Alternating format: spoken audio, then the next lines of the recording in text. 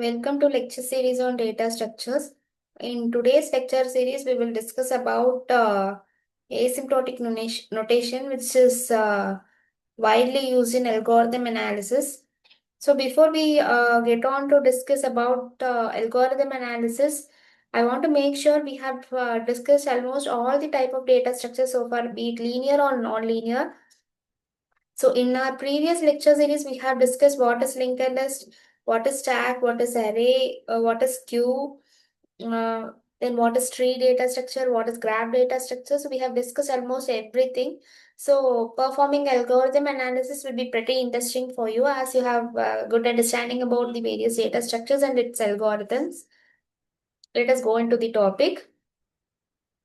So here is a problem for you to understand why algorithm analysis is very important.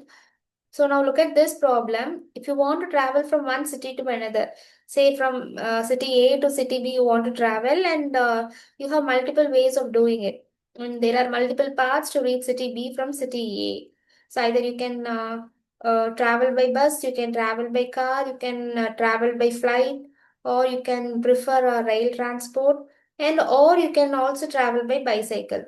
So based on your availability and convenience, you get to choose the one that is best suitable for you. Similarly, when you take computer science, in order to solve a particular problem, we do have multiple algorithms. So when we have more than one algorithm to solve a particular problem, it is in your hands to choose the best one for solving it. So here, performance analysis helps us to select the best algorithm from the multiple algorithms. Now, here a question arises what an algorithm is about. So an algorithm is considered a sequence of unambiguous instruction which is used for solving a given problem when it is implemented as a program on a computer. So a problem is a input to the algorithm.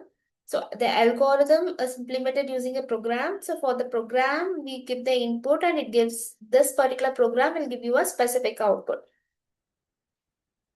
Now, what is meant by the performance of the algorithm? Because only based on the performance of the algorithm, you will get to choose the best one.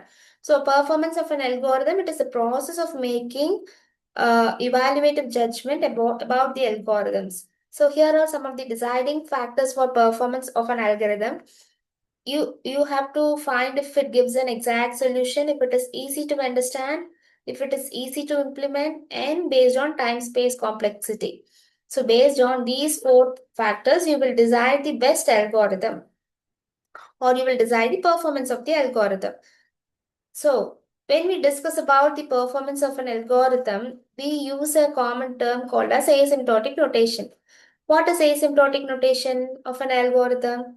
So it is a mathematical representation of its complexity, be it time complexity or space complexity. So when we discuss about the complexity, we have three cases. One is best case time complexity, worst case time complexity, and average case time complexity. So these three type of time complexities are represented with the help of three notations, namely big O notation, big omega, and big theta. Big O notation is used to represent the worst case time complexity. Big omega notation is used to represent the best case time complexity, and big theta representation is used to represent average case time complexity. So consider the function f of n. If f of n is less than or equal to another function g of n, then we represent it using big O notation. If f of n is greater than g of n, we represent it using big omega notation. If f of n lies between g of n and c1 into g of n and c2 into g of n, we call it as theta or average case, and we represent it using big theta notation. So these three are the graphical representation for big omega, where f of n lies below g of n curve.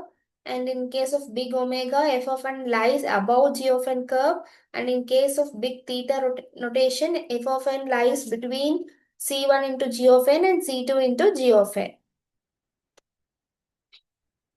So here is an assessment for you to solve. You are given an algorithm. Now you want to find the time complexity as well as the space complexity for this code. Here we have two different for loops. So for the first for loop, you have n time complexity, and for the second for loop, you will have m time complexity. So, the time complexity will be n plus m. So assume if this random function, rand function takes order of one time, so space function will also takes order of one space time. So here is a relationship among the complexities of the algorithm. So the outer space is the xp space, and inside that we have the p space, and inside that we have np, and inside that we have p related problems. So here are some of the properties of asymptotic notation. Various asymptotic notation like big omega, big O, big theta, small omega, and small theta is given. And the four main properties: symmetric, reflexive, transitive, and transport properties, along with its representation, is also given here.